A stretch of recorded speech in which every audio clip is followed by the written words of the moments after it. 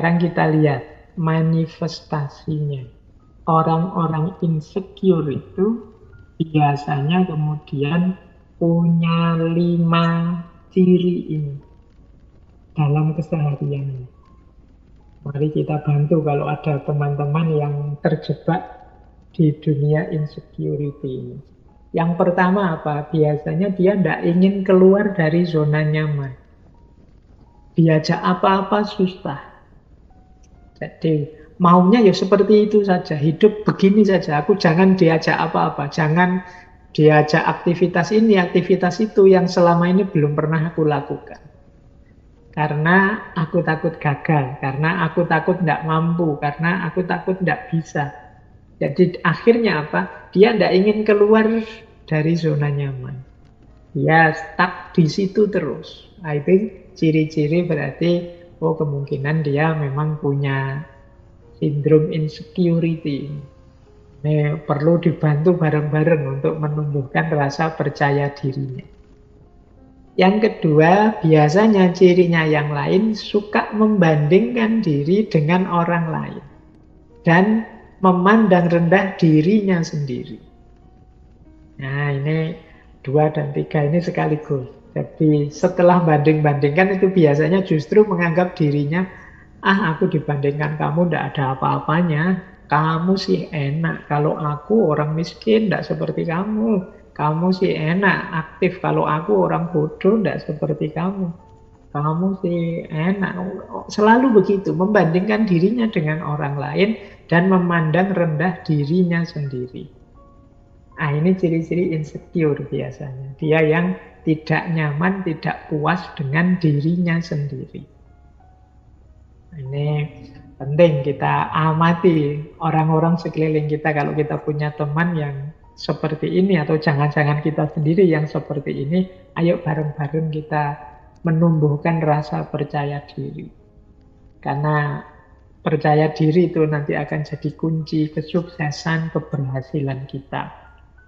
Kesuksesan keberhasilan kita itu prasyarat bagi kesuksesan dan keberhasilan ranah yang lebih besar.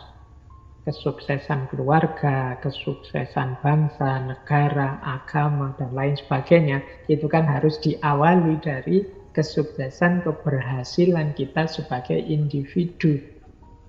Kalau kita sebagai individu menganggap diri kita bukan apa-apa, menganggap diri kita terlalu rendah, terlalu lemah, ya sulit nanti kita sebagai pribadi sukses. Kalau sebagai pribadi kita tidak sukses, bagaimana kita sukses dalam keluarga? Bagaimana lebih besar lagi sukses dalam negara, sukses dalam agama, dan lain sebagainya. Maka kita cermati gejala-gejala ini, semoga tidak banyak ada dalam diri kita. Kemudian kadang-kadang ada manifestasi yang unik, yaitu biasanya orang seperti ini senang dipuji dan mencari cara agar kehadirannya diakui. Mungkin dia melakukan hal-hal yang membuat dia dipuji. Mungkin dipuji karena, wah kamu sabar sekali ya jadi orang, wah kamu pemurah sekali ya, wah kamu. Dia akan melakukan apapun yang memungkinkan orang mengakui keberadaannya dan memuji diri. Kadang-kadang terasa agak dibuat-buat atau terasa dipaksakan. Ini menunjukkan bahwa dia sangat terobsesi untuk agar diakui oleh lingkungan sekelilingnya. Entah dengan cara apa. Nah, ini mungkin ciri-ciri orang yang justru insecure. Jadi, karena dia tidak yakin bahwa dirinya mampu, dirinya bisa, maka dia menunggu pengakuan dari orang lain bahwa dirinya bisa, bahwa dirinya mampu.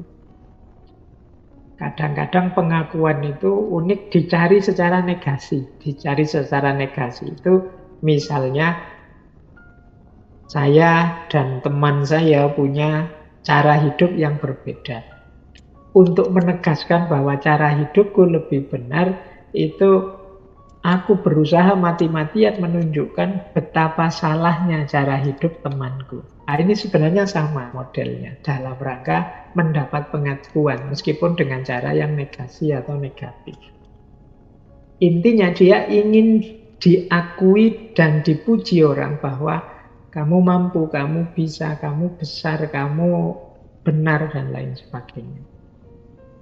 Nah, yang terakhir biasanya yang kelihatan manifestasi dari insecurity ini, orang cenderung menghindari interaksi dengan lingkungan sekitarnya.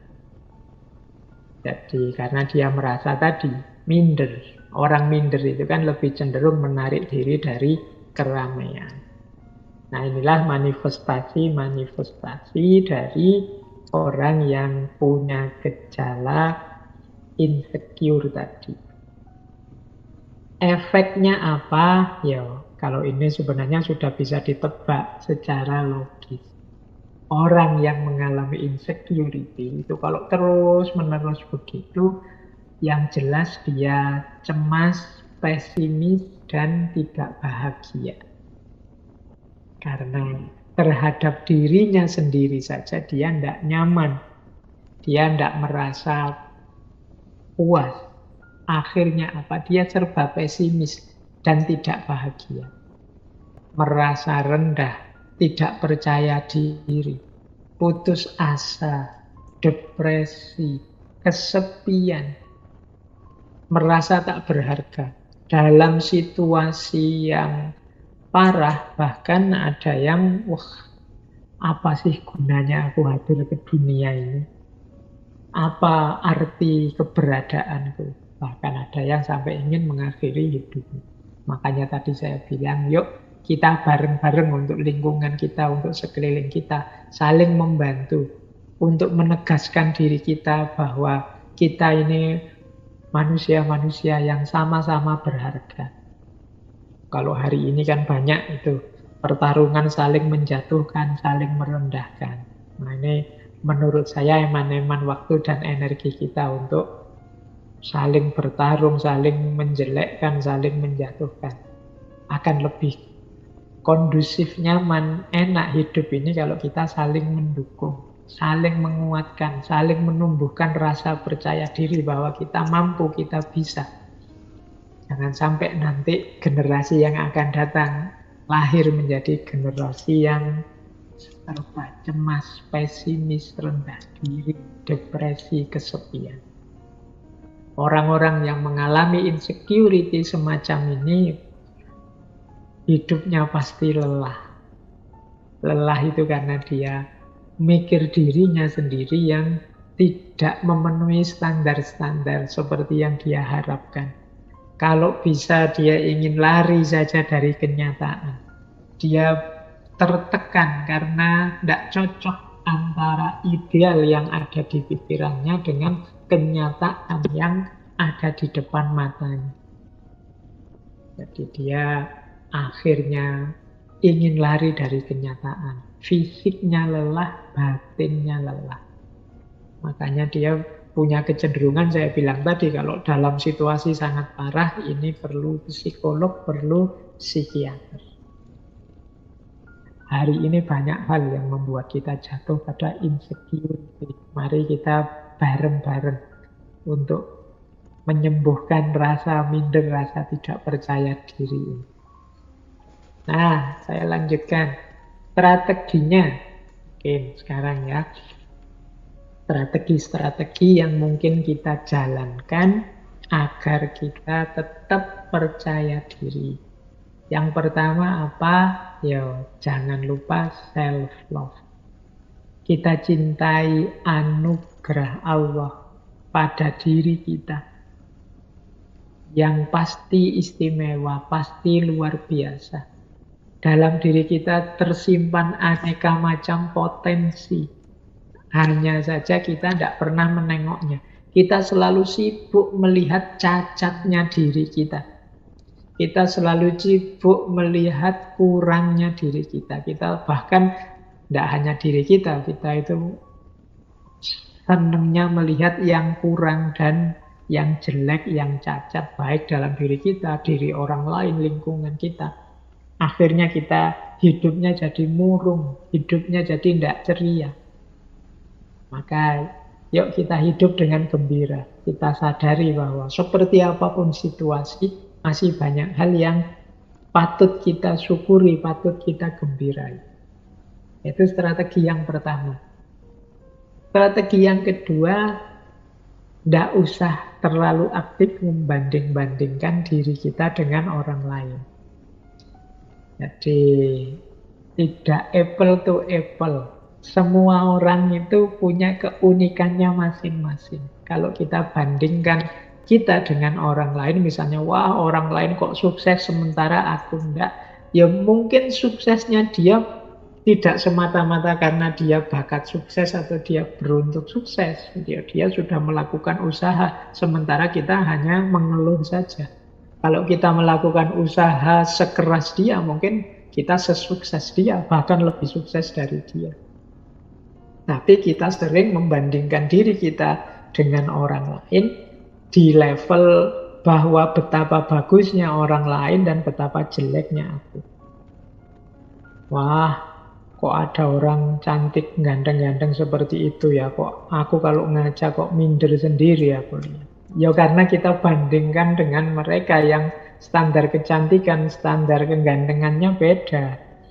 Coba kita pakai standar yang berbeda, mungkin keputusan kesimpulan kita beda.